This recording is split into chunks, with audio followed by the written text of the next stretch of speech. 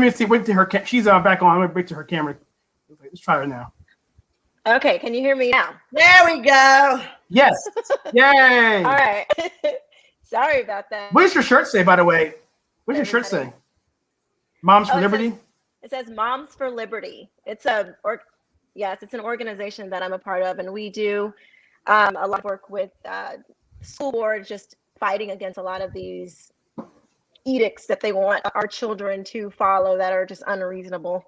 So we stand up when the school board is going too far. Teachers, school board, all those things. There's so many viral videos of parents arguing and fighting with school boards, and it's so amazing and wonderful. There's teachers that are speaking up. That teacher in New Orleans, John Koppel, he's I'm very interested in him. I follow him on Instagram. But can I just ask you what state you live in? I live in Florida. Oh. And believe it or not, we still have a lot of issues here. As free as we are the free state of Florida, but we're so jealous. We're so jealous of you. All of America is talking about right? Getting down to Florida. Yeah, just leave your politics where you came from. Don't bring all that. We have to put a sign up and say, like, they say, "Don't California my Florida." That's what you need. Exactly. If I could have one fascist policy, it would be like if I could do one fascist or Marxist policy, it would be like, and you probably would agree with this actually. If you leave a state that's liberal, you have to have like an interim period of citizenship for that particular state, because these carpetbaggers coming in, I mean, that's probably not constitutional, but come on. We would have to deprogram. Deprogram. Yes. Yeah, we'll put you into a camp. I'm really not for that, but I would love, if just for 6 months, 6 months. I'm totally kidding. One for a little while. You know what my fascist policy would be? It's funny because we were talking about that. So, Keisha, you don't know me, but I'm a nurse, and I've worked with the underserved and the homeless, the addicted. My board certification is in behavioral health. I love those people. Mm-hmm. If I'm walking down the street and there's somebody laying in the gutter in ripped up clothes, like half unconscious, talking crazy, that's my person. I have to go see them and take care of them. But I will say this. I think we need to bring back hobos. If you want to be homeless, this is America. Go ahead, be homeless, but you need to go back in the woods, cook beans over a fire in a can, and ride the rails and get off the stores and where we're going to the movies, the stores. Our kids are trying to get home from school. You're stepping over all the homeless, the diseases, the feces on the sidewalk, all that filthy behavior. There's a hilarious meme that somebody made that says, "Oh, the homeless are so generous. I just saw them all giving themselves vaccinations under an underpass." They're openly using drugs. I think we need to bring back the hobo. You remember the bandana tied to the stick? Yeah, that's going back to the Bugs Bunny shows and Annie, FDR days, the new deal. If you want to be homeless, that's where you should be, not on our streets. Really, I mean, it's just insane. It is. So anyway, that's my little tirade. Yeah, it's really sad. We had here in I won't say my state just because people are crazy, but I'm in North Florida. But we had a homeless park encampment, and it was right next to my daughter's school. And they at first it was okay, and I kept saying it's gonna be a problem. This is gonna be a problem. And they they would come over to the gate of the school, and one kid, this homeless person, was exposing himself, and I was like, I knew it.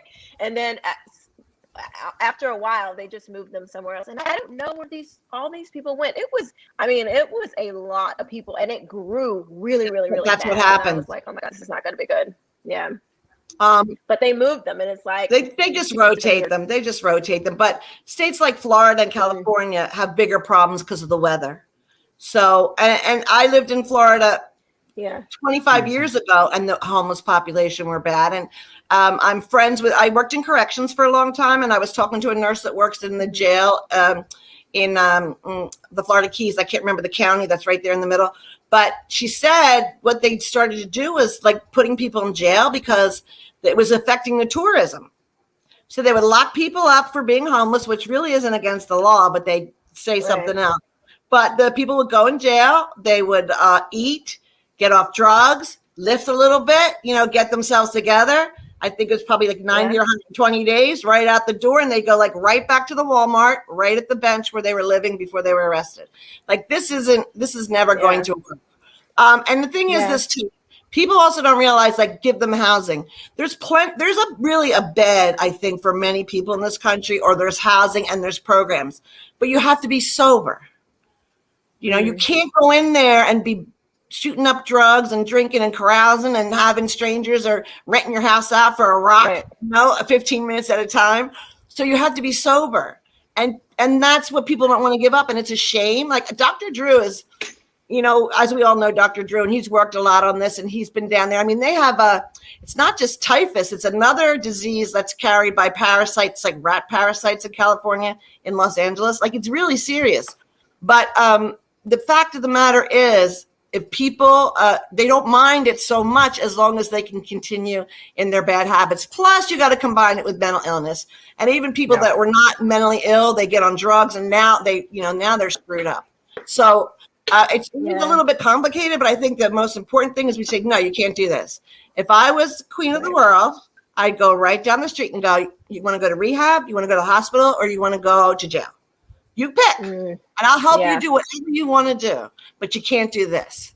Like somebody needs to stand up and say, you can't do this, because people that are living decent lives and paying taxes and doing all the right things and trying to take care of their kids and businesses, they're being really affected by this. And I'm sure you've seen videos of like business owners in California that get cited if they don't get the feces cleaned up in front of their door up to their business by like 9 a.m. I mean, it's really horrifying. I don't know why anybody, at this point, I don't know what anybody's doing in the Los Angeles area that's trying to live a decent life. Like, what are you doing? There's no sign that that's going to come anytime soon.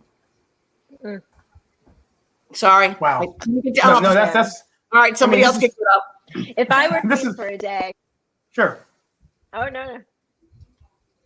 I was just gonna, if I were queen for a day, I think I would start at the schools, because if we can get them there, and I would make it so you had to learn legitimate American history, world history, and it would be taught like in a way that is, it tells you just the real raw deal and helps kids to actually really think, not just indoctrinate them, but to help them really think and understand like how all of these things have been tied together, that slavery was not just an American thing, it was a world thing, and it's not, just show them how it's all tied together, that, you live in the greatest country in the entire world, and you can, because slavery happened 100 and whatever so many years ago, that is no excuse for you. That would be like my thing. I don't care what, there is no excuse. My mother always used to say, there's no such thing as can't. And nowadays it's like kids can just be like, oh, I can't do this, I can't do that, over stupid stuff, not even real problems. But anyway, so that's what I would do. I would start at the school. Well, I think you're right. And I think so there's multiple problems to that, because, and I don't know if you've ever seen, like years ago when Waters World was on with Bill O'Reilly, and he would go to the streets and he'd ask people like, who fought in the American Revolution? They'd be like, was it the Spanish? Or, you know what I mean? Like just, so now we have a whole group of people that are very, very poorly educated, and they're getting exposed to misinformation galore. So now we've really created, and you know what? Whose fault is that? All of ours, because we weren't paying attention. We were not paying attention. Right. And we should have been. Right. And you see these things in schools, or you hear little, and they'd be like, like for instance, where my kids went to school on Long Island, they had a day, I forget what it was called, but it was sort of like Sensitivity Day. And the kids would gather in groups and they'd be like open and honest about times their feelings were hurt or whatever's going on in their life. I didn't think that was such a bad thing, but then it got like a little bit out of hand and a little bit crazy. And then I think it was actually somebody in my family that dressed up as a like the death thing with the black cloak and the thing, and they rang a bell every half hour for somebody that died. Oh, the Grim Reaper. It was like, you're right, Grim Reaper. It just got so off the rails. You know what? What about the Greatest Generation? What about the Greatest Generation? And how were they raised? They were raised with very little, hard work, that whole group, there was nothing to give them for free. So, maybe they had an allowance, but everybody had to contribute, right? And I was as guilty with my kids. My sons are 24 and 26. I had a much less, I don't want to say wealthy because I wasn't wealthy and my kids weren't raised wealthy. But for instance, I had a pair of school shoes and a pair of church shoes and a pair of sneakers. And that's what you got until the school year is over. Do you know what I mean? We didn't have cable. Right. So when people say this, I'm going right into another subject. But when people say that both people have to work, husband and wife. But here's the thing. That's so you can all have cell phones and expensive sneakers and cable TV and Wi-Fi. There's a lot. There's a lot that we think I couldn't live without it. But we had none of that. We didn't have any of that. We didn't even have meat every night for dinner. It just wasn't there. I had probably maybe 3 or 4 outfits as a child, basically. Do you know what I mean? A church and 2 church dresses, and that's what you had. Yeah. And look what we're giving. I gave my kids so much stuff. I hope God doesn't hold it against me when I get up there because I gave them way too much. And I think if we lowered our standard of living, then we wouldn't have to be killing ourselves working all the time. That's true. I know. I tell my because it's a weird kind of thing. So on one hand, you want to raise your kids better than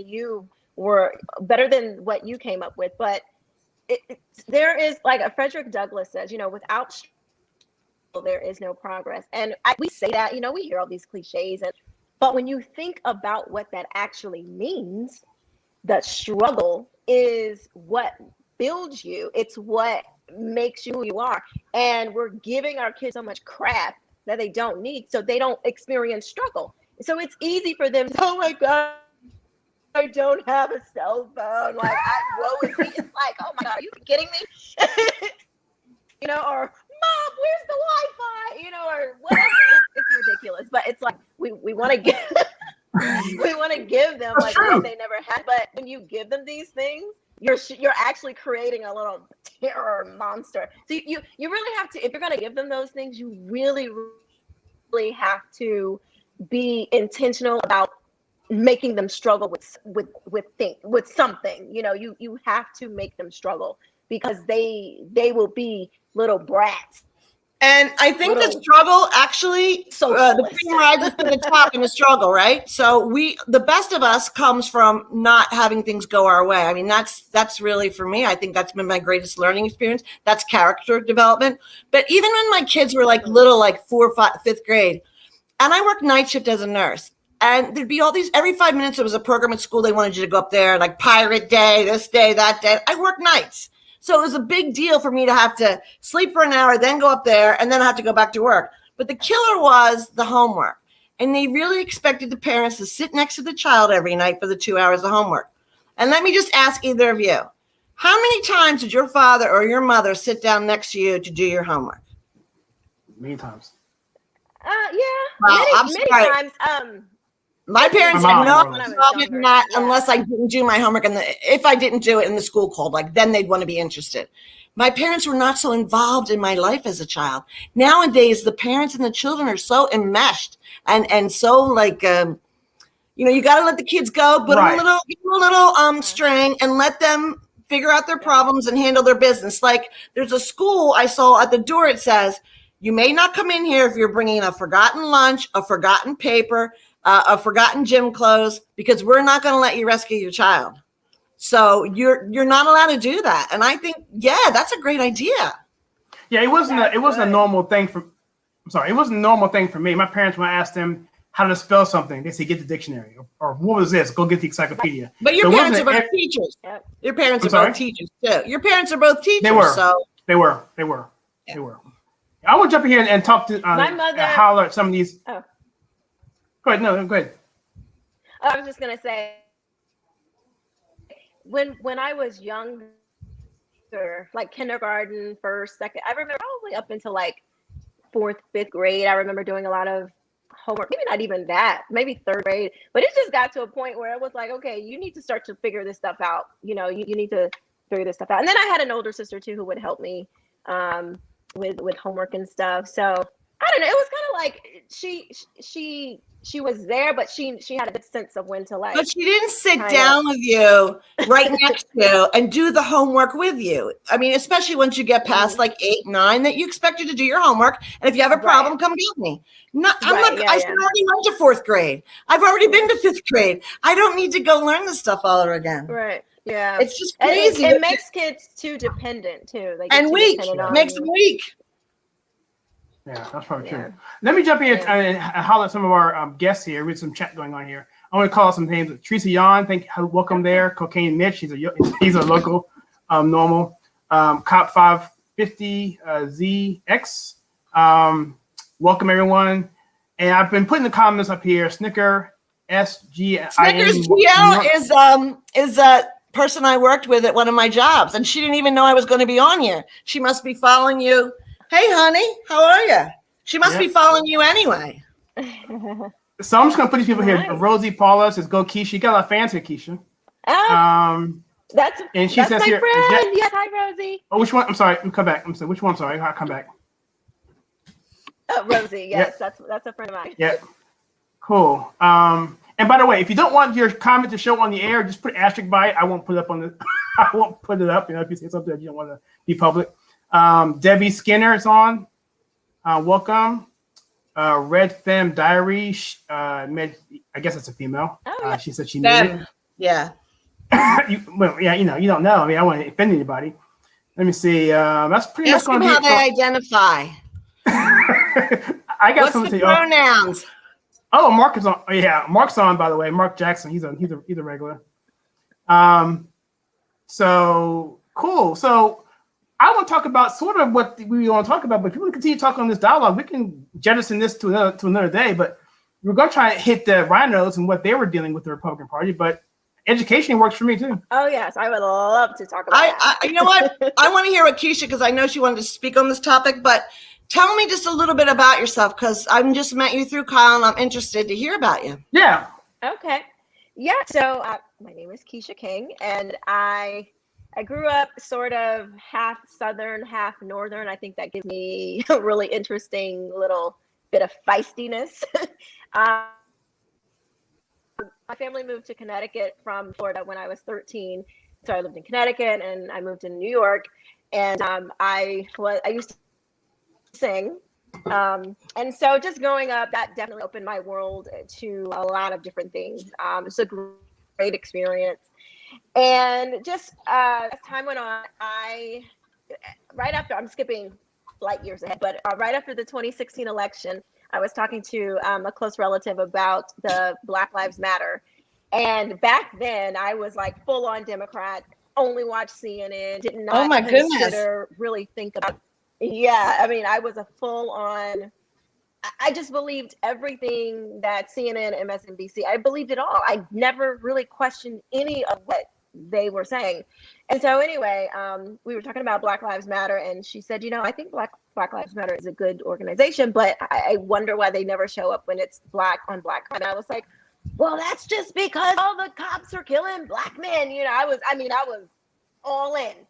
And so I don't know what, it was God. It was a divine moment where I just was like, you know what? I said, I'm going to go and look online and see how many unarmed black men have been killed by the police. When I went to look, it was like surprise. Yeah, I was blown. I was confused. I was legitimately confused. I didn't understand why the world, America was making such a huge deal with the cops with the unarmed black men. And not to say that any person whose life is lost unjustly that's a problem. I'm not saying we shouldn't pay attention, but the level of attention that it was getting was not anywhere near where the real problem was. And so that just kind of led me down another rabbit hole. I found Dr. Thomas Sowell, who just wait, my mind. We have a moment for Dr. Sowell. God, I love him so much. Right? I could not believe how literally everything I had been taught was a lie. And then I ran into Milton Friedman, Dr. Walter E. Williams. I was floored. I could not believe I couldn't believe it. The lies were that egregious. And I had a physical gut reaction to this information. So I was pissed. I was pissed off that these major news outlets had been churning out these lies like that, especially to the Black community. And just the kind of person I am, I'm like, I put on my gladiator hat, and I was like, we have to do something about this. And I started I started volunteering with the Jacksonville Young Republicans. It became the director of communications for them, and then I was offered an opportunity to work with the RNC with Black Voices for Trump. So I was a regional engagement coordinator for Black Voices for Trump here in North Florida. Can I stop you and ask you a question? Can I ask you a question for the audience? Sure. When you joined the Republicans, did they say, "Uh-oh, there's a Black woman coming in here"? I will tell you, I was terrified to go to my first Republican meeting because of everything that I had heard about the Republicans. They were racist. These were the racist I was too. people. So when I was too. Yep. When I walked in, some of the most wonderful people, still to this day, they are like people that are very, very close to me. So embracing, so loving, it was nothing like I thought it would be. Do they know you're Black? Great. Are they aware that you're Black? I think so. I think they know. Crazy. I know. But that's what we get when we are, growing up. And I just want to say this part because this is the even bigger part. So as I'm going through this journey, I'm just reading and finding out all this information. And one day God speaks to me and he says, your skin color has become an idol in your life. And that he said, I'm sorry, can you repeat that? It cut out. Repeat that. He said that my skin color had become an idol in my life. Oh. And every mental shackle, every mental chain, every limitation, every curse that I had spoken over myself throughout the years, and every curse that had been spoken over me about that my Blackness had something to do with where I could and could not go in life, it shattered, because I stopped seeing myself as being Black, and I started seeing myself with my identity in Christ. And once I did that, it was game on. Like I was able to see clearly what was really going on. It was this whole notion of, being Black is this, and if you don't if you don't vote for me, you ain't Black. Just that type of mentality, it literally shattered all the years of curses, because God spoke that to me too. Every time you tell yourself or your children that they can't do something because they're Black, or you lift them up in pride, like Black girl magic or Black pride or anything that Black queens, Black queen, Kings and queens. Yes, queen. It's an insult to God, because he didn't make us. I feel like I'm about to preach. He didn't make us. Well, hey, go. He didn't make us to look at our skin color that way. And I know people will say, well, we just have to tell ourselves that because, we were told that being Black was bad for so many years. No, you don't.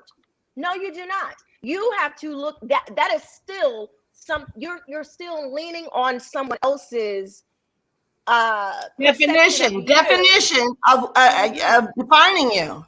And you know what? What about if you're only mixed? Or what if you're like 25%? Like if you're going to put all your money on the percentage of melanin or your grandparents or your great-grandparents, then what does that mean?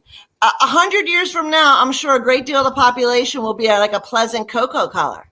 And I'm like, well, then what's going to be? It's going to be like how dark you are, like, which is already a thing now about light skin and dark skin. But I mean, like if you stay on the skin color thing, there's no end to it. There's no end because it's a false thing. It's a false premise, number one, and number two, it has nothing to do with what God has planned for you. And I mean, we're all Christians, but that's not the reason that is for us the reason it's true. But even if you weren't Christian, you can't define somebody by your skin color. And my age range, I was hearing that, when you go to school, I went to Quaker school.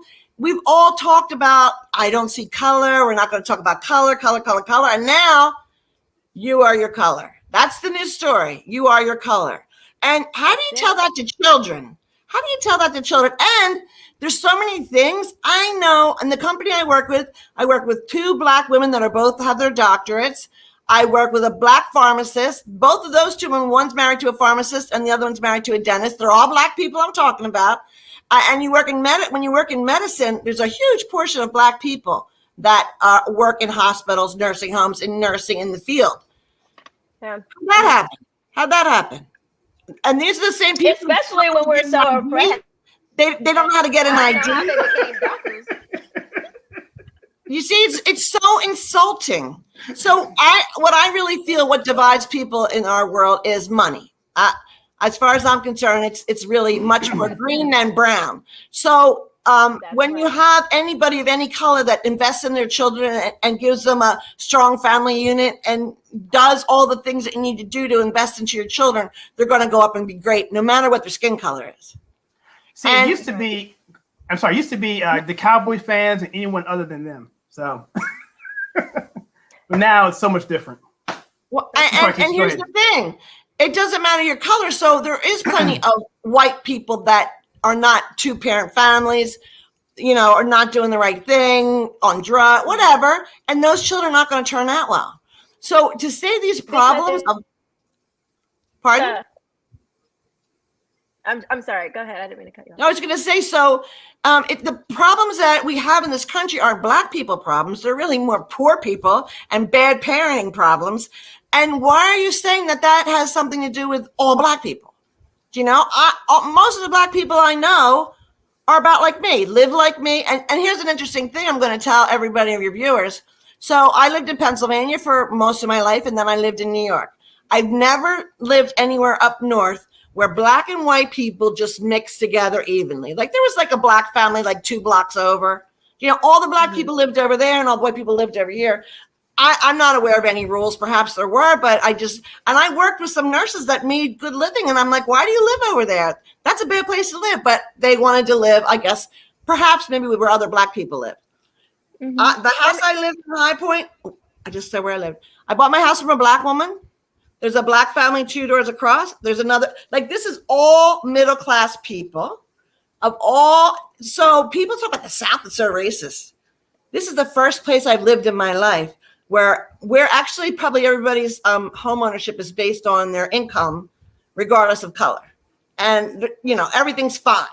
So anybody that, especially my friends from New York that are watching this, it's so different. It's so different here than what you've been led to believe by television, movies, the news about the racist South. Sorry, that was another side rant. Keisha, you probably gonna say something, but I'm gonna say something real quickly. I'll let you go. But Martin Luther King Jr. said that Chicago was the most racist place he'd ever been, and I think part of that was because Blacks and whites were forced to live with each other in the South. But whenever you saw them in the North, like the riots right after Gettysburg, that time period, the New York riots, when they were intermingling, then there was violence because they weren't around each other as much. So the North is just as racist as the South. It's just that they got along different ways. So, but anyway, I'm sorry, Keisha, you were going to say something? I was just going to say that a lot of these things, like when Jackie was talking about, class issues and not race issues, a lot of these things, because they're universal principles, because I don't care what color you are. If you raise your kids a certain way, you have a higher chance of them coming out a certain way. I mean, it's just like what goes up must come down. There are certain universal principles that apply to everyone. God, he set it up in a way like, okay, if you do certain things, you will get, certain results. A certain type of outcome. Right. Right. And it's like, if you put garbage in, you're likely going to get garbage out. And the Bible talks about this, bad trees that bear bad fruit or trees that have bad fruit will bear bad. I don't know. Something, y'all know what I'm talking about. But basically that, whatever you put into something is what you will get out of it. Seeds and seed time and harvest time and all those things, it's principles, so that's all I wanted to say. Yeah, I want to say, first of all, Teresa, y'all mentioned something. By the way, thank you for that comment. You're exactly right, because I think it has a lot more to do with what you said than anything else. But I like the Dukes of Hazzard. It's an awesome show. And Teresa mentioned something about the YRs. We used to be part of the Young Republicans. I think, Keisha, you were also part of that. I told you I was head of my county, and we had a lot of fun back then. And when I first went to my first meeting, it was so terrifying for me. But to your point, Keisha, and also to you, Jackie, some of my best friends of all time go back to those days where we just were working the streets, and we were like a small group against the people who were against the Iraq War, and it was just a interesting time. So, but I have to ask you, for both of you, sorry, go ahead. When you were walking up the path to go in that door, I mean, did you honestly really think like somebody would say get out? Or I mean, like you must have thought that. I mean, did you know people inside, or you just went in there like on a cold call? Because I don't think I could walk into some place. Well, I worked on Rikers Island, and believe me, there was like 4 of us and 10,000 that weren't. And I mean, I was going to work though. I don't know if I could walk into a place where I know I would not be welcome. So some part of you must have thought. Well, I'll repeat what I told you on the phone when we did this. And essentially for me, it was 9/11. Okay, so I was a Democrat and so forth. I went through a Black university, went to the whole that whole diaspora of Black culture, Marxism, whatever. I was still a Christian because I went to a Christian high school, but I was conflicted in my worldviews. So anyway, long story short, 9/11 happened. My neighbors were arguing about why it's America's fault, why we got bombed. And I'm like, dude, seriously, you mean to tell me if I don't cut my grass, that my policy is to have high grass? If you don't like that, does it give you the right to kill my family? So we got into a fight. And so eventually I said, I'm totally pissed off like you were too, Keisha. I saw Phil Donahue blaming America, Al Gore blaming America, people I looked up to at the time. And so finally I went to the George W. Bush website. It took me about an hour to type in those letters.com because I was so terrified, shaking, my hand shaking. And before I hit enter, I literally turned my head around the corner to see if anyone was looking at me hitting that button. I said, you know what? I care more about myself and my family than I do about, being perceived as something else, because I think the Republican Party at the time, they were only ones talking about doing anything about it. So finally, long story short, I signed up for I signed up for like a little meetup. I was scared. I walked up in the corner. I know exactly where I was. Teresa, you know where I was too, because she was there. I walked up there, and this one big dude, man, named Jim. And I was like, oh, here we go. He was like, hey, what's going on? Here's some barbecue over here, some hamburgers here. Yeah, what's going on, dude? I'm like, what? I was like, this is crazy. This is ridiculous. And lifelong friend from that point forward. And his name is Jim. Jimbo, Jim Bob. Jim Crow. Jim Crow. Yeah, Jim. And he was huge too, man. I'm no offense, Jim, if you're watching this, but anyway. So that one reminds me of. Thank you for being kind, Jim. But did you see, Keisha? Have you seen Uncle Tom, the movie the Larry Elder movie, not the old one, right? So, I can't think. I watched it 10 times, but the guy that starts the movie, the guy that owns his business, I think it's in Texas. I talked to him on the phone, by the way. His name. Pardon? But I talked to him on the phone. I got his phone number. So that guy had like a flip, but I was also going to talk about, and this maybe we can lead into the rhino business, because Carol Swain, who I adore, and she's so beautiful. Every time I see her, I got to find out about her skin. She's so beautiful. I'm sure she's beautiful inside as well. But, she ran for mayor of, what's Music City, Nashville? Was it Nashville? Maybe. I think it was Nashville. Right. So, and she said she didn't really get the support. And I don't know if it was because it was the woman. I don't really know the backstory, but the bottom line is they need a financial. Well, now this year's election, with the 13 new female Republican congresswomen, I think that people are really on to supporting minority and women and whatever, finally. But I think that when she said she wanted to put her office in like the bad, quote unquote, bad neighborhood, and they were like, no. But that's what I think that, I mean, some major reaching out needs to be done. And I'm not sure if I can reach out, or, you know what I mean? It's just not going to be as accepted because they're going to reject on face value. So it has to be more people like you. And there's so many. The Black Voices for Trump, Black Women for Trump. I went to see Diamond and Silk here with Kyle's wife, actually, and Laura Trump. And the bus pulled up, and there was buses and buses of people with darker skin supporting Donald Trump. And they weren't like hypnotized. They weren't paid. You know what I mean? They were, like, which reminds me of why I want to bitch about, sorry for the curse word, about Liz Cheney and the RINOs. But they really honestly think that we're all, you, me, all of us, we're fooled, that Donald Trump has us fooled, and we don't know what we're doing, and we're confused. And they say, like, remember when Obama said white people just want their guns and their church, or whatever that line was? Is that what you think? And their God, they're gonna cling to their guns and their God. Yeah, that's so dismissive. So we should go to the RINOs, because I can see you're getting some comments, and I know Keisha wanted to talk about it. Well, I left it up there because I don't want to forget for the comment. But go ahead, Keisha, if you have anything to say about that. I do. Okay, so working with the RNC was very enlightening, and not just from the national level, but even in like statewide and locally.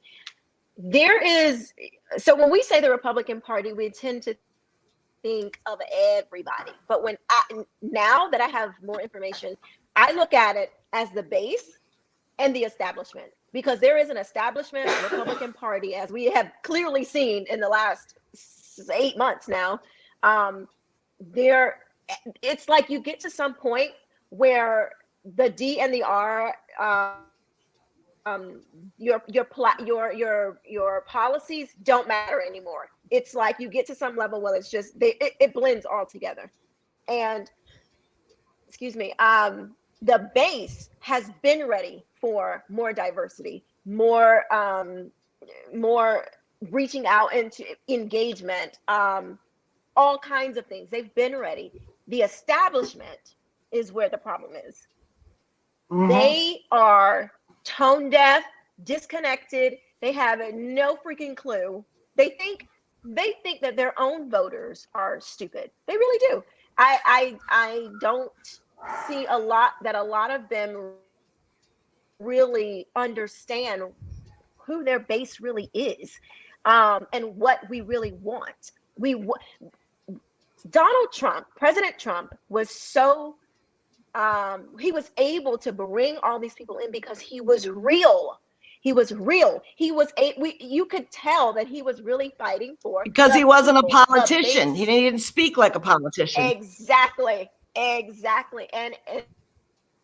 that is what. So I started a consulting company that helps candidates and PACs and things like that with their marketing, because I saw, well, my education background is in marketing, and also I just saw that the need for helping them to understand like where the base is at and actually communicate with them in a real way was super important, because they don't get it. They think that we're stupid. They think that we don't really know what, we don't really know what we're talking about. We don't really know what they want. They'll forget about. I have heard establishment people say this, and y'all, this is like breaking news. I'm about to tell y'all some real tea. So lean in. Let me get my cup. Come in close. I have heard establishment people say the base will forget about the election and we can go back to normal soon. They'll forget. I'm like, you're crazy as hell. Excuse me. Y'all are crazy as hell if you think that this base is going to forget about what happened on November 6th, November 3rd, and think that we're going to, what they don't understand, that we have been awakened. We're not going back. We're not going to sleep. We are ready to fight. And you hear some of the wiser people say, mostly on the right, but Donald Trump didn't cause anything. all this, actually, if I had to a pinpoint, it would be Obama, and we could talk about that a little bit later, but I think Obama did light the fuse. But what happened with Donald Trump was he said things that we were all thinking. And I think, forget about race, even things like immigration. Who leaves their front door open at night and puts a hot meal on a tray in the doorway for people to come in? No one. I mean, that's just common sense. Things like that. There's a million things that just are common sense. I think that people try to blame. Just no. Trump was our guy, but there's going to be another guy, and there's going to be another guy. And I think that some people got tired, especially after, like, in February, I kind of like went into seclusion. I was like, I couldn't even watch anything because we were just so disgusted and shocked. But the energy is coming back, and people are getting energized. I went to a meeting of just local conservative women. There was like 90 women there. It was a month ago. Nobody put a mask on. You know, this is the truth, and studies have shown this. For some reason, conservative people are far more attractive. I don't know why. Every woman there almost had like big, I'm telling you. And anyway, they're coming back. People are coming back, and they talked a lot about grassroots stuff we have to do. And a lot of people are more like this, but they don't want to have to send the emails every single day. And I got my representatives, but they said, send an email every day. They will listen in local and upwards government. But you can't blame Donald Trump. And I think that the beast has been poked. And this time we're not going to stop, because you can see, look what's happened just since the White House became a nursing home. With the pronouns and the military, they're trying to feminize the military. China is actively doing programs to make their military more masculine and better fighters. And what are we doing?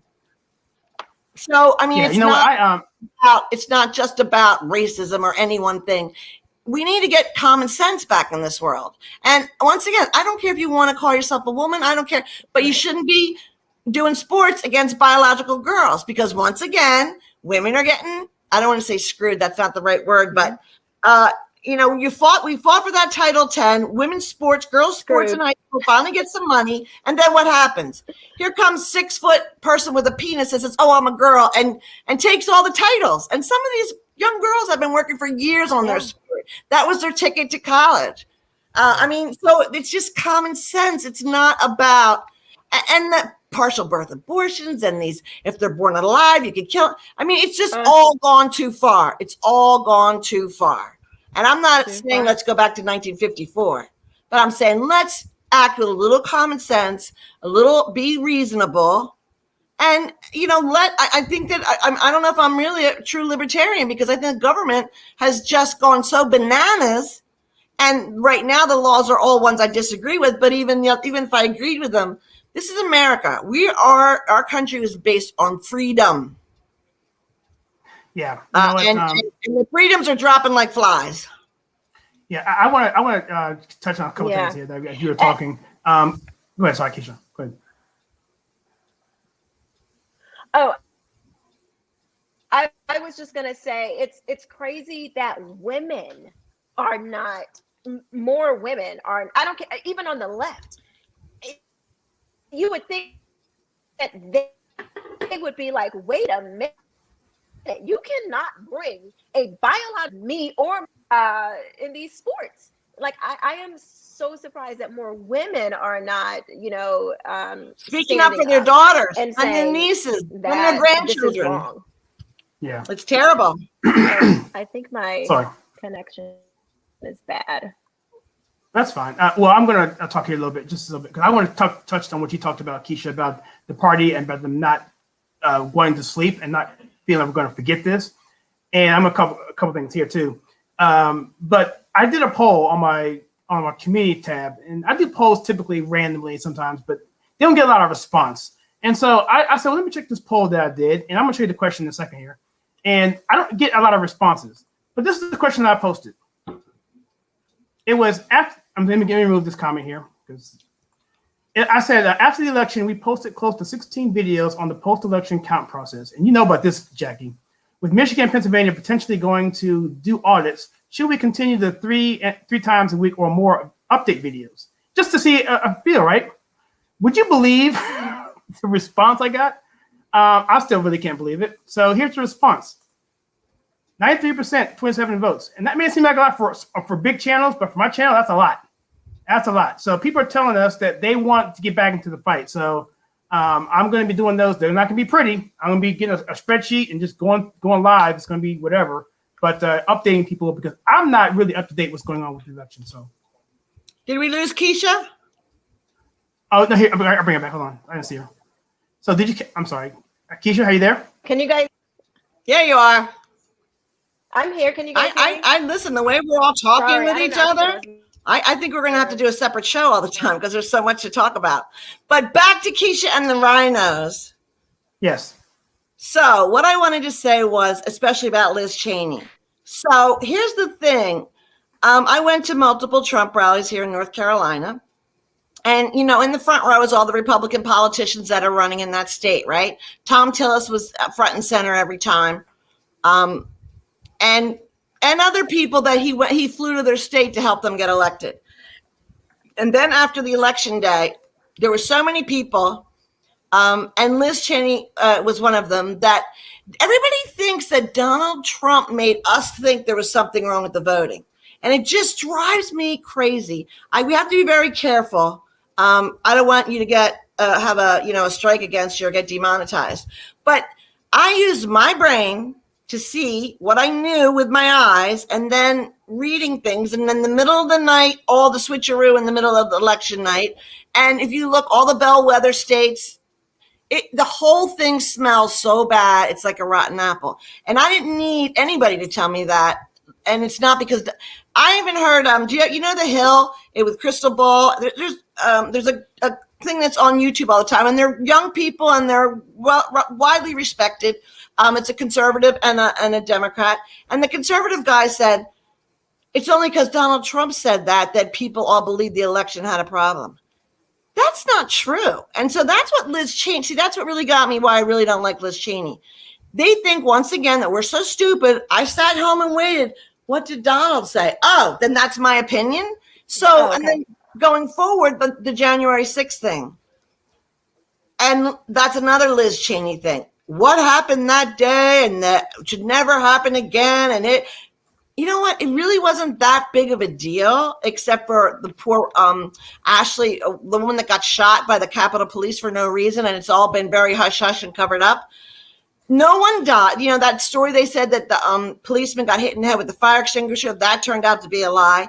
The only physical things that happened that day were some people got sick. They had their own medical problems, like 3 people. Mm-hmm. What happened January 6th was mostly, I know many, many people that went to that. They went and heard the president speak, and then they walked to the Capitol. They had nothing to do with any breaking through. I don't even know, and I don't believe for a minute that other operatives, perhaps working for other people, pushed that. We all saw the Capitol Police opening the door and saying, come on in, come on in. You know what I mean? Like, it was crazy. Nancy Pelosi, they wanted extra police, and she said no. Like, right. Come on, like, and then the news people, I think they're going to have to answer to a higher power for real. The stuff they say on TV, knowing the office they hold, the Fifth Estate, it's their job to inform all Americans of facts. But instead, they've totally sold a bunch of baloney. And there's a lot of people that think like it was a Boston Tea Party on January 6th. That's not what happened. And so when Liz Cheney keeps saying after what Trump did, he should never come back to the party, what did he do? What did he do? And that's the RINOs. And I brought this up at a thing we were at. I haven't heard a word from Tom Tillis. He didn't mind getting all those votes, all the overflow votes from Donald Trump, but he hasn't opened his mouth. Right. How about in your area? Yeah. Is there people that haven't opened their mouth as well? Oh, we have a ton of that. And that's another thing with the establishment that I've heard them say. They, in public, they're all Trump, and, you know, all of this stuff, but behind closed doors, and like, yeah, I have heard the establishment say they do not believe, they think that everything was fine with the election. I've heard Republicans say this. I know, but are they lying? Or are they stupid? What do you think? There you go. The gaslighting. I think they are that disconnected. They're not connected to what's really going on.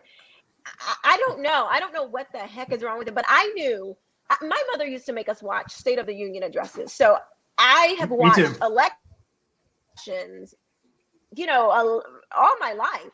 I have never seen an election where they stop counting in the middle of the night. I knew. Don't get me started. Oh my gosh. Don't get me started. Something was wrong. I was like, okay, I don't want to. Right. We have to be careful. But actually, I knew something. Yeah. We all knew it. You saw the numbers were spinning pro in his favor, like spinning, like the dials were going crazy. And then all of a sudden, there was a water leak. Everybody's tired. You can't come in. I mean, all the different stories and the way. Listen, and that I don't need. There is no public figure that made me think that.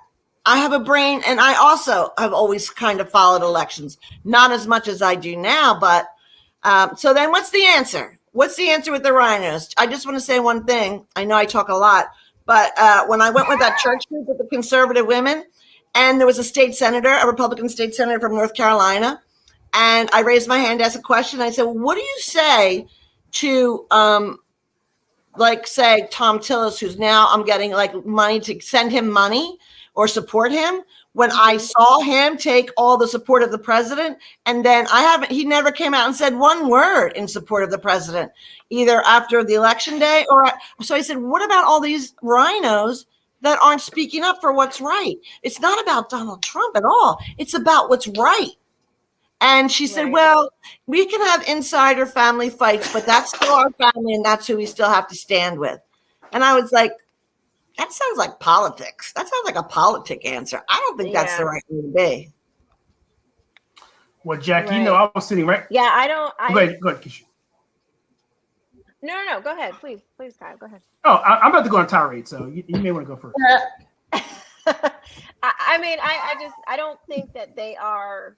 I just really don't think that they're connected. That's all I want to say. I don't think that they're engaged in I think they're more concerned with themselves at winning and being a part. They're trying to game. They're about the game. They're just about the game. They're trying to see like, okay, what do I need to say to win this? And what do I need to do?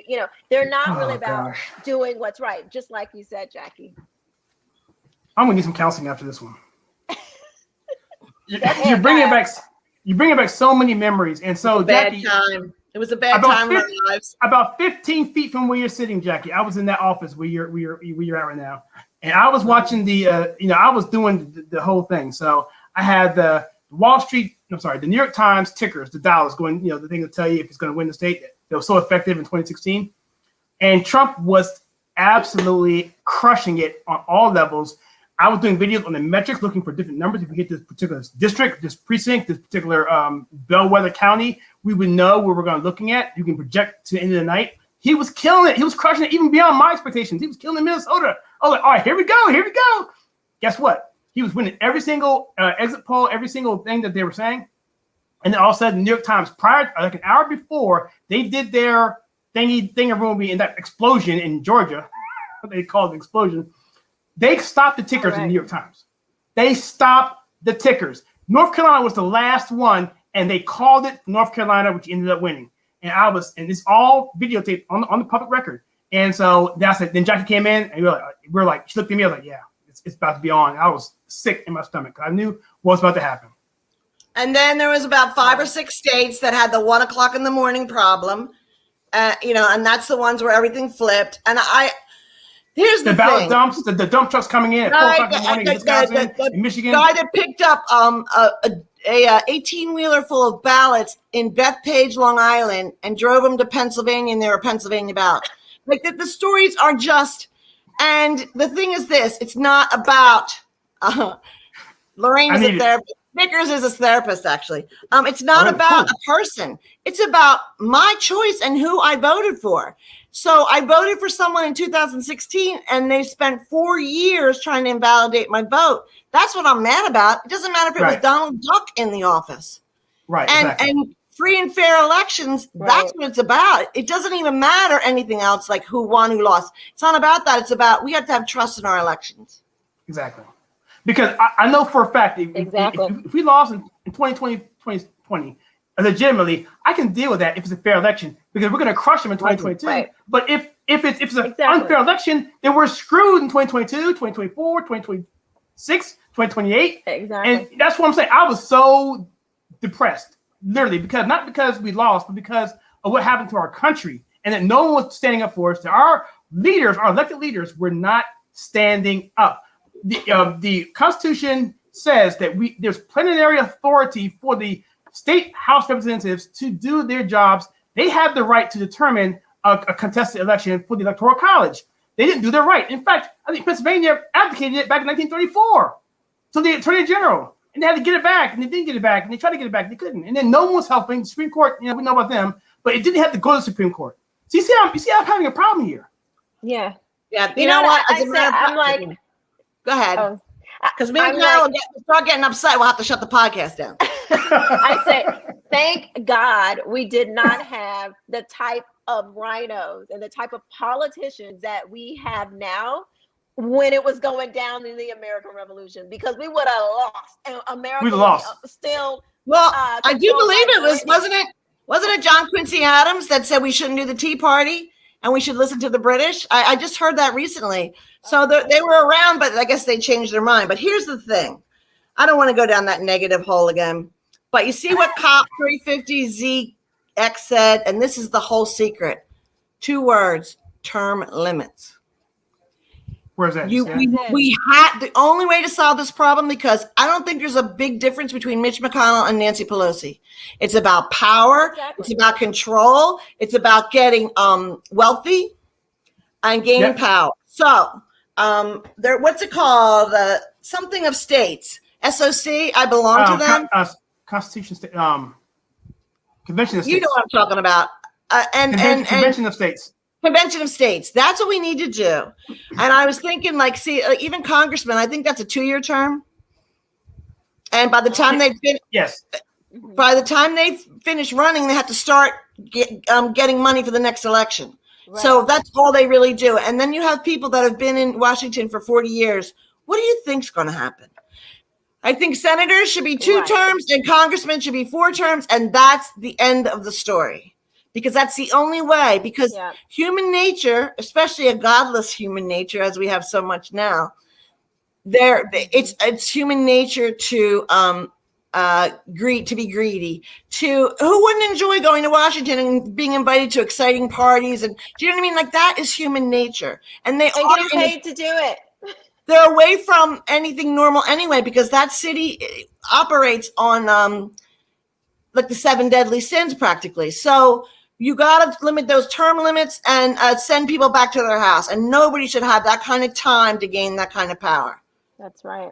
I'm in 100% agreement. And that comment there about Republicans talk. What are we doing? What are we doing? Let's start blocking the traffic, laying down in the street, do what we got to do. And listen, I'm here for it, because it's the future of our children we're talking about. I refuse to lay down. First of all, when Jesus said occupy until I come, he meant handle my business until I come back. So as believers, we're not supposed to be, because people say this to me all the time. Well, Keisha, I don't know why you're involved in politics. You're a Christian. You don't need to be worried about that. Bull crap. Are you crazy? That is why I am here. Like, God, what do you think God put us here to do? Just sit around and watch, not pray and not fight? You know, and also, how are you going to be quiet? How are you going to be quiet when the wrong things are happening? As a Christian, if you have that moral framework, you better speak up. Exactly. Well, I'll say this: look, that if we don't speak up against wickedness, we're just as bad. I forget the exact. I'm bad at quoting scripture sometimes, but I'm paraphrasing. It's a work in progress. It's a work in progress. But I'm familiar with that verse. Yes. We have to speak up against wickedness. If we don't, God is not pleased. So, he has given me this post to man, and that's what I'm going to do. And, he may give somebody else their post to man, but while I'm manning this, don't tell me that I'm wrong for manning this post. You go and do what he called you to do over there. I'm doing what I got to do over here. Y'all, everybody's doing their thing. And that's how we can do this and fight together as believers. So I'm not going to stand by and watch, children be killed and, just. Or 3-year-olds take sex hormones. 3-year-olds be allowed to take sex hormones and have surgery. It's insane. It's it is crazy. Yes. I mean, Joe Biden at a town hall, he said, this lady stood up, well, what about my 8-year-old transgender child? Trump is against transgenders. What are you going to do? Well, I think this is Joe Biden, if that kid wants to be transgender, then let him. And basically, if they want to take hormones, if they want to get their body mutilated, let them. And ruin it. At 8 years old? I don't want to hog up the conversation, but I want to say this. It's too late for that. I've already hogged it up. If we think, this used to drive me crazy, even in criminal justice.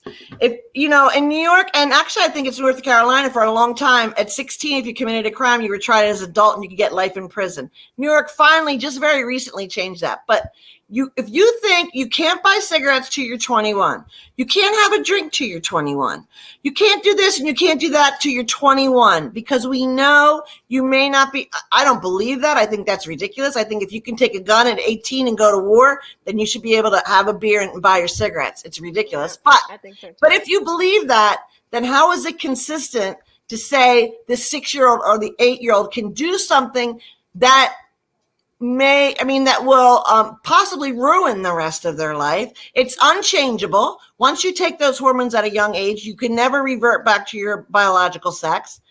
Why are we allowing this? And you can't even get a tattoo. You can't get a tattoo. That's right. Without a parental consent at 16. What are we talking about? These people are crazy. It's crazy. So Keisha, to your point, I mean, and I hadn't really thought about this until you just brought it up. I mean, because there is a clear distinction between sort of like being political and being in the world and being spiritual and all that. And I'm not either here nor there. I've always wondered, should I be more in ministry side or should I be more political side? But now I think you brought up a really good point. The Democrat Party and the leftists have gone so far that we're outside of politics now. We're into utter morality. Now, if you can't identify the problems of the world right now, unless you deal with a Christian, I'm going to say Christian personally, a moral-based worldview, that deals with rights and wrongs.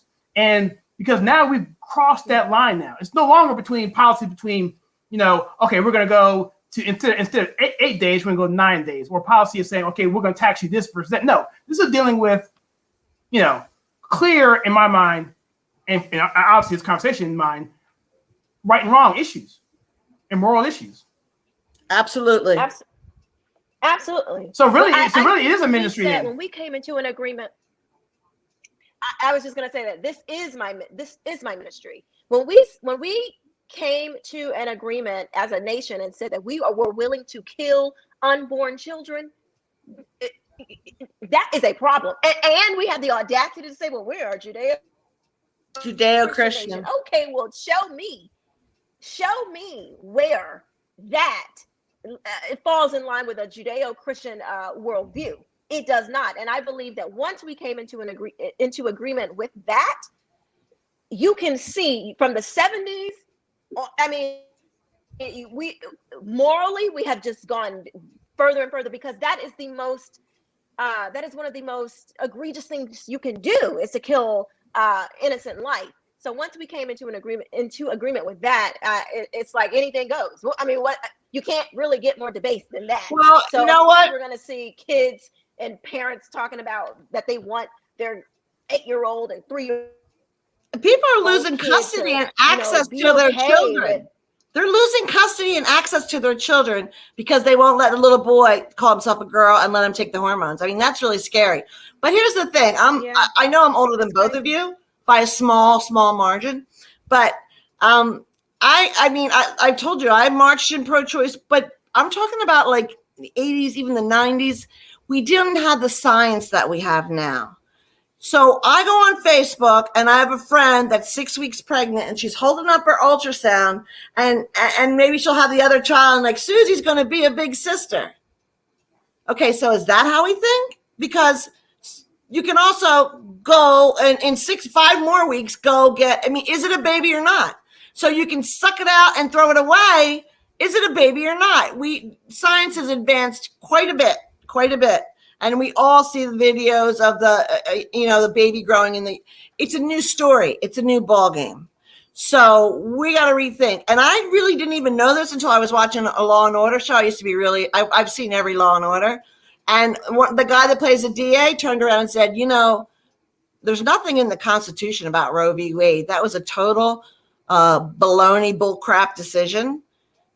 And I was like, I never heard that before. And so then I had to look it up and see about it. And there's nothing in the Constitution that gives us Roe v. Wade. And I'm not even saying that all abortion should be outlawed. I'm not that strict. But we need to take a look at what the heck we're doing. And when people use abortion as a birth control, I've had many patients I've interviewed, and they'd be like, well, I had 4 abortions. Why are all the abortion clinics where poor people live? Why? Why? A good question. It totally infuriates me, but I can go on that in a rabbit. It's on purpose. It is not. It's on purpose. I feel like if you want to be a big girl or a big boy, it's like a car. You want to drive a car, you have to go get your license. You have to take driver's ed. You got to keep the engine right. You got to put gas in it. If you want to do that, which will take out what I think about, sexuality in your teens and all that, then you need to take care of your business. Which means if you're going to go out and have sex without any protection, you need to handle your business. You can't just willy-nilly do that. Now, there's a whole lot more to that. What I think about these random hookups and the hookup generation that we have, what I think that does to your soul, but just take that out of it. Common sense. You don't let somebody that can't read signs get in the car and drive it, because you have to take a little responsibility, and you have to maintain the situation. And I just think this random, I was pregnant, I had an abortion, just get an abortion. What are you doing? That's a medical procedure on your body. Yeah. Have you seen the Roe versus Wade movie? No, that's what everybody keeps saying. I don't know if I could. Should I watch it, or am I going to get mad? Because I can't get mad anymore. Well, you won't get any worse than watching Gauze now. That's about the doctor who did the. Oh, I can't even read the articles. That's the guy in Philly, right? That'll make you upset. This will make you upset too. La la la la la la la la la. So I did 2 reviews on my channel for this. I didn't do Gosno yet, but I did see it. But I did one for Roe versus Wade a couple weeks ago, and I did one for what's the other one called? Unplanned. Unplanned. Thank you, Unplanned. And that one was really emotional. So yeah. It's hard. It's a rough business. Yeah, I hate, and I will say hate. I know hate is a strong word, but I hate when people say, well, it's a baby based on location. If it's born, it's a baby. But when it's in the womb, it's not a baby. And they say, well, it's her body, her choice. No, it's not her body. It is somebody else's body. It happens to house itself for a short period of time in a woman's body. But it's not her body. Because I guarantee you, when you walk into that abortion clinic, 2 people go in, but only 1 comes out. So it's not her body, because if it was her, she'd be dead too. Well, then that means you don't have to take the vaccine. My body, my choice. You see, the argument doesn't hold up. And like our friend Ben Shapiro about facts don't care about your feelings. And I remember having this discussion with other women maybe 5-10 years ago. Well, if somebody wants the baby, then it's a baby. But if they don't want it, no, that's not science. It's either a baby or it's not a baby.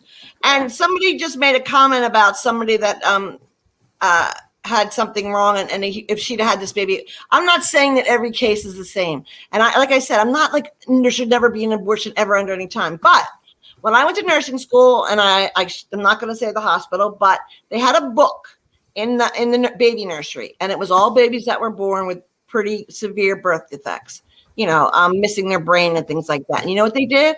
They put a blanket around them. The mom took the baby and held it. Within 6-8 hours, it would pass away. So that's makes much more sense to me than, first of all, you don't need to go hook up to 40,000 machines and spend $1 million and torture a living thing for something that's never going to, not going to live. So how about we just act like human beings?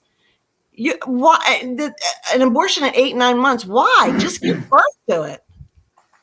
That is so. I don't understand it. I'm a nurse, and I don't understand it. I just don't understand it.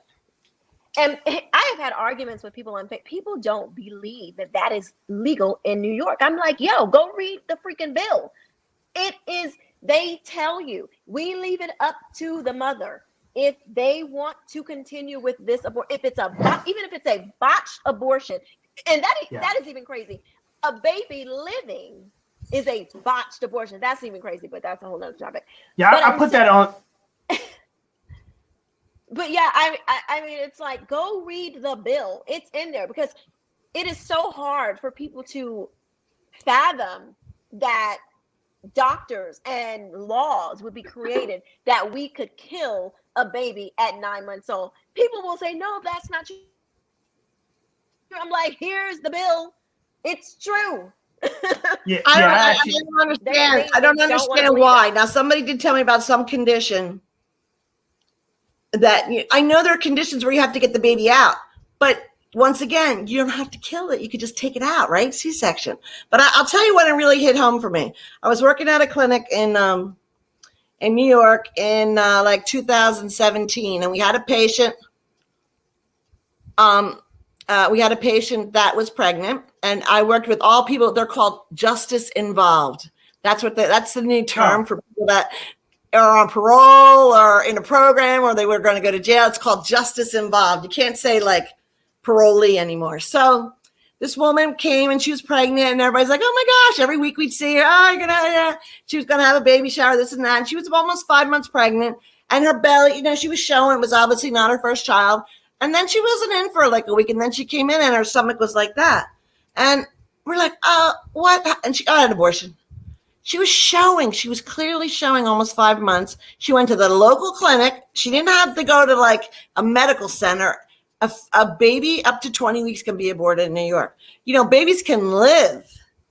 Babies have lived that have been born at that many weeks gestation. And plus, to be honest, who really knows about the weeks? Do you know what I mean? I mean, you can tell somewhat with fetal development, but do you think at the abortion clinic they're doing a real deep dive to make sure this baby isn't 22 weeks? Right. No. When was your That's a good point. You know what I'm saying? They're not going to do that. Well, in New York now, you can have an abortion up until 9 months. The whole, I mean, it doesn't even matter. You can literally have an abortion in New York, and I think there are maybe 1 or 2 other states have adopted this as well, or are trying to adopt it, where you can go and kill that baby at any time.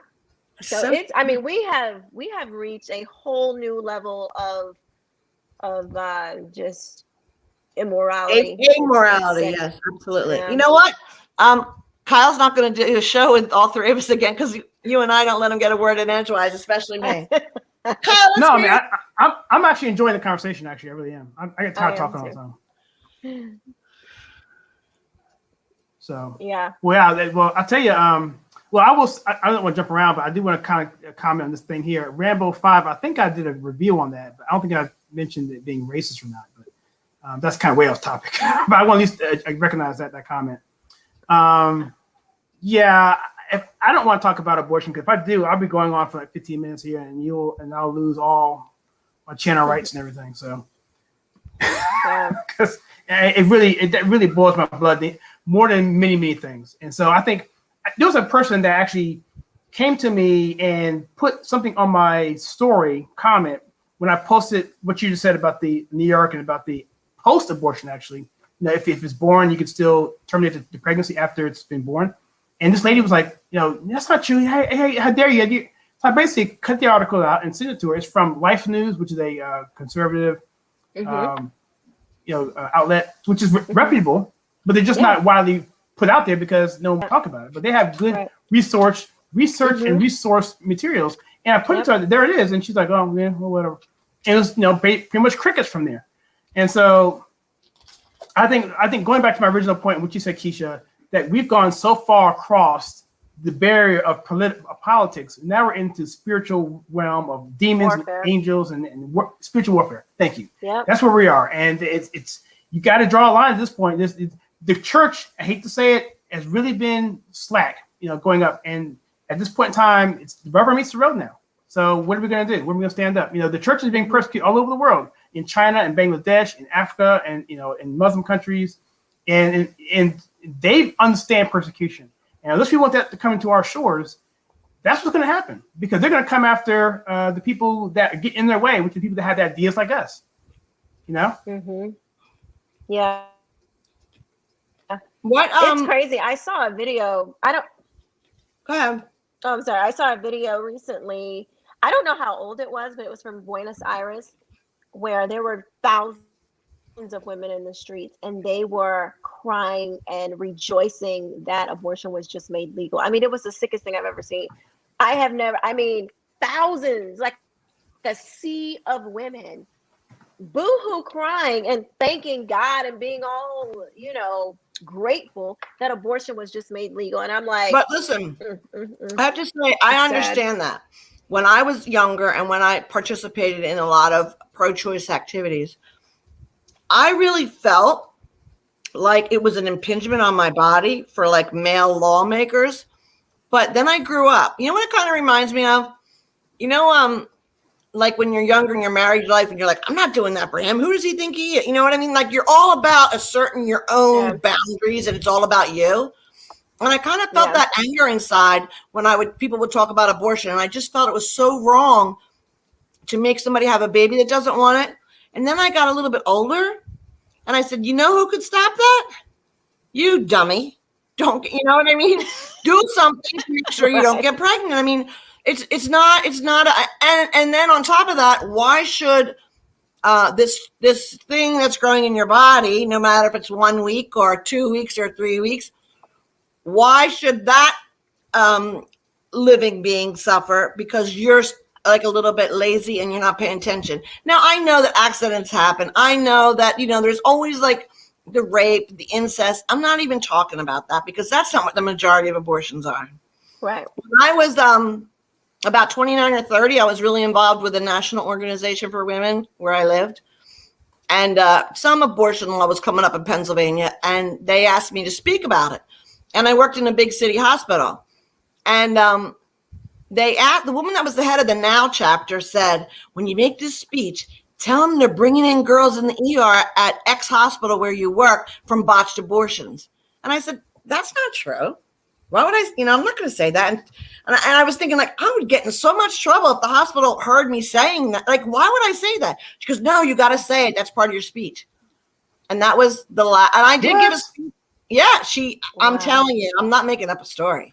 But I wasn't even mad. I was just like, that's so weird. That lady wants me to say that lie. I can't say that. And I gave my little speech, I had my little cards, and I never went to another meeting or anything.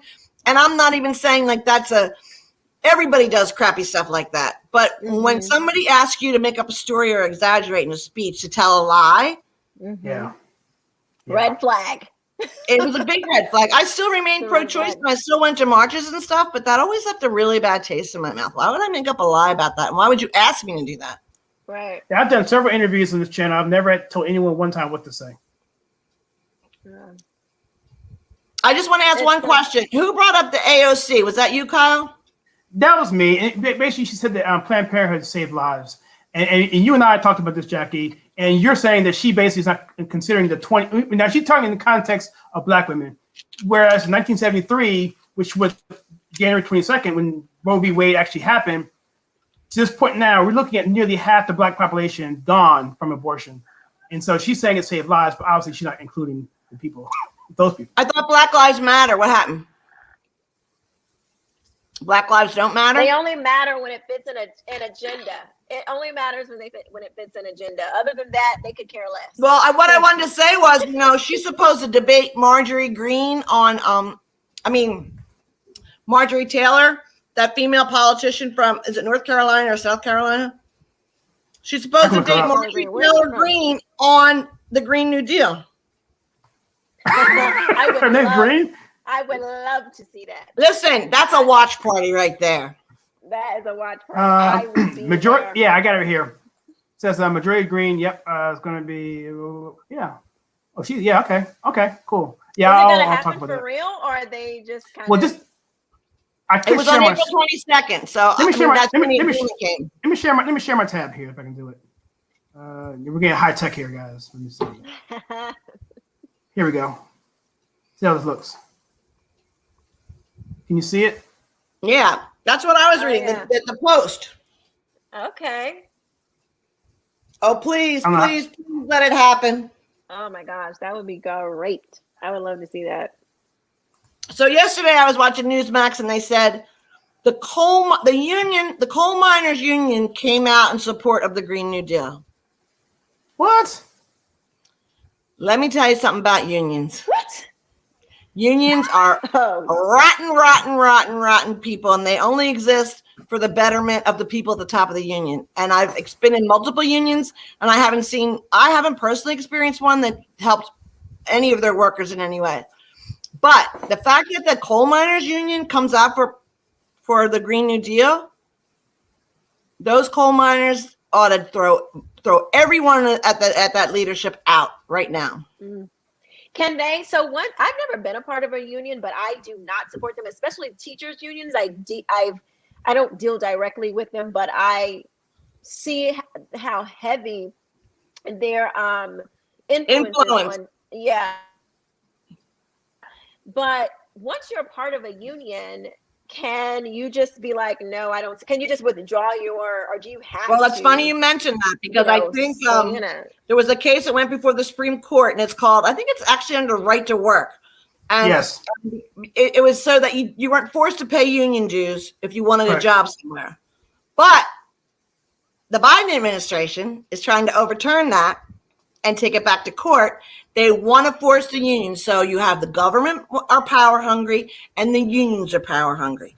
The teachers union, and I know a lot of teachers and they're lovely people, but the teachers union, the disgrace of the city of New York school system, with thousands of teachers that can't even work and they have to get paid and they sit in like this white building, the shenanigans that are going on there, the teachers union, the kids can't read or write. But now they got to learn about systemic racism. Well, the good news is they can't read or write, so probably a lot of that won't sink in. But it's so ridiculous. They have a lot of like high schools for certain specialty things, and you have to take a test to get in. De Blasio tried to take away the entrance. So like let people that really are not even at the proper education level go to the specialty high school to be a scientist. It doesn't even make any sense. Once again, complete lack of sense. Let's talk about the government dropped the case for the Asians that can't get into Harvard. What about that? Joe Biden's Department of Justice dropped that case. Because it's embarrassing for him. No one is for the right things anymore. The whole world's upside down. It's upside down. I will say this, though. I heard, and I'm actually doing a video on this on my channel, Mark Lamont Hill and Representative Vernon Jones, where they went like toe-to-toe talking about critical race theory. And I actually heard Mark Lamont Hill say that there was no it brought it to mind when you were talking about systemic racism. He said there's no teacher in America who teaches kids critical race theory. I was like, boy, I don't know. Like you've lost your mind. Like they are literally. We've had where I live, which is it used to be a very, very conservative town. They had segregated assemblies. They had the black kids meet at 9:30 and the white kids meet at like 10. And so it actually happened. If I understand correctly, they actually had one that they scheduled it and it actually happened. The second one that they tried to have, parents found out about it and went nuts and was like on the news, in the streets, like, are y'all freaking crazy? Like, have y'all lost your ever-loving minds? And they actually canceled that one, so thank God. But I'm like, yes, they're teaching racism in schools. That is systemic. When an institution is teaching to be segregated, that is systemic racism, and that is a problem. That is a problem. So for him to say something like that, maybe he doesn't read the paper. Maybe. Oh, but he has a PhD, darling. He's so educated. Well, can I play a clip that I did? It's 60 seconds long. You may have seen it on my channel. I did, and it's basically. I'll just play it.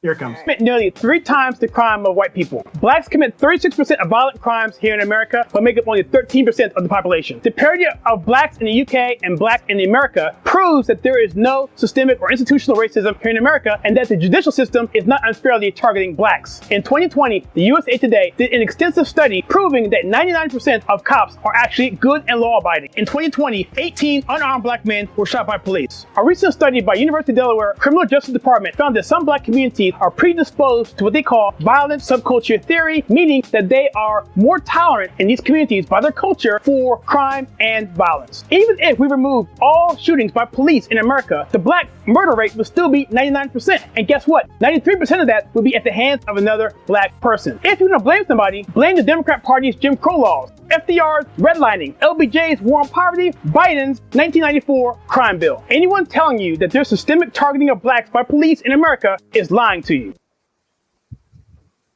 You said everything there was to say.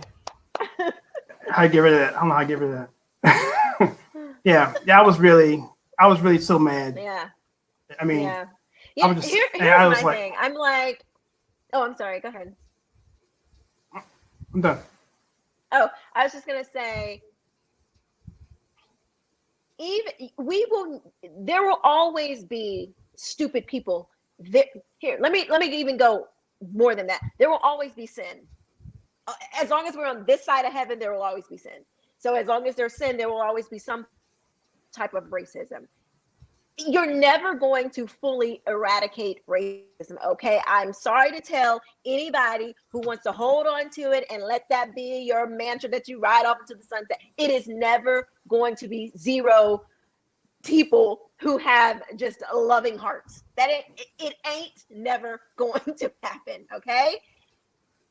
That is it today. There is no reason why we should be teaching our kids that they have to be so fearful of police or fearful of white folks or fearful of this and fearful of that. We're speaking curses on our children when we're telling them, oh, you can't do this because you're black, or you can't succeed because you're black. That is a curse that you are speaking on your children, and you are also speaking it over your own life. So I just wanted to say it will always exist. And if there are isolated instances that we need to fight, okay, fine. But to be on this, to let that be the hill that black folks die on is ridiculous at this point. When you have Michelle and Barack Obama, Oprah Winfrey, Puff Daddy, Jay-Z, Beyonce, I mean, tons. Black people, Black Americans are the most successful Black people in the entire world, okay?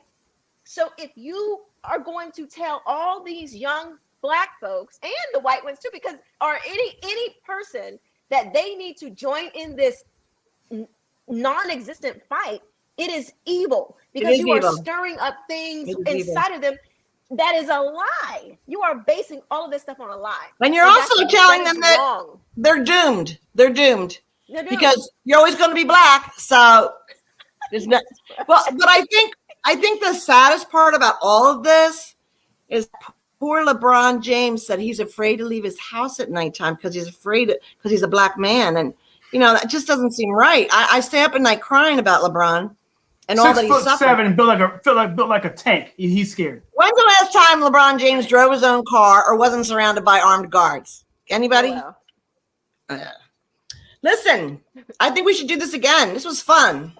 Mm-hmm. Yeah, I know you got to go, Jack. I know you got a red eye in the morning, right? I have a 7 a.m. flight to Detroit tomorrow. Oh wow! I don't know which part is worse. No, I'm sorry, Detroit. But well, live streams for us. Okay. All right. Well, cool. Keisha, thank you so much for. Yeah, before I wrap this thing up, I have everything I want to say. I think we covered everything. I think we'll bring you back. I definitely want to do an interview with you so we can kind of get into your walkaway story. I did watch some of that. I just saw that a couple days ago that you had the walkaway story, and I would definitely get into that and introduce you more again to people who are on the live stream, because this goes out to different people on the live stream versus the regular, people who watch the channel when things drop on their phone. So, but is there anything you want to say to wrap this thing up, and or anything we didn't miss or we missed? Just follow me at I am Keisha I get my handles confused, but on Instagram I think I am Keisha K. or You're I am Keisha Keisha K. K. Keisha K. Thank you. And I think I'm Keisha K on Twitter. And then I think if you look up Quisha King on YouTube, I should be there. So if you guys would please follow me, subscribe to my YouTube channel. I'm sort of a new YouTuber. I've been like I'm being more consistent now. I'm trying to be more consistent.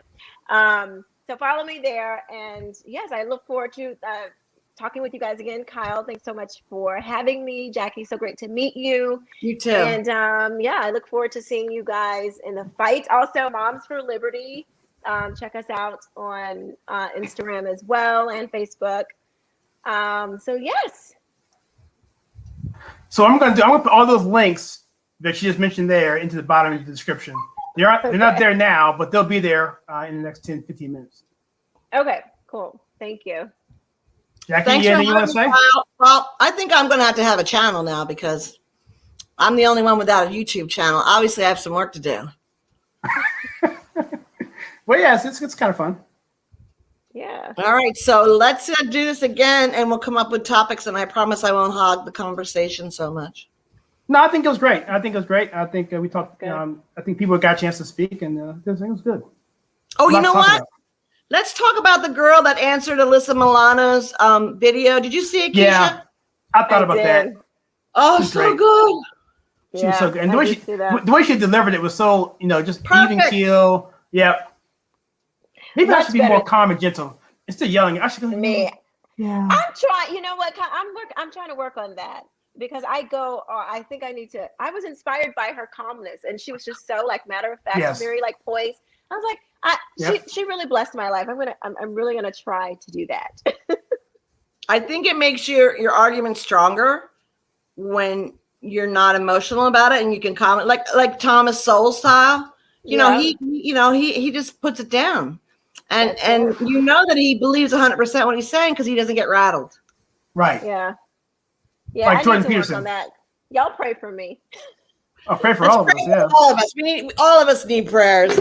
Absolutely. Pray for this country as well. And our nation. Yes. Okay. All right. Well, again, thanks everyone so much. I'm gonna close this thing out. So if you like this channel, go support Keisha. Go support Jackie when she gets her channel. Thank you. Pray for this country. Pray for all of us. And I want to just thank everyone coming on. Everyone who did the comments. Thank you so much again. And we're gonna do this more. I do more election stuff. And if you have suggestions for the movies, whatever, I will do those when I can. But there's so much to talk about in this channel, and I want to get more people to help as well. So if you want to do that, send me a note, and I can tell you how you can get involved. But other than that, I'm done, and we're done. And I'm going to close this out, and I'll see you guys next time. Good night. Good night.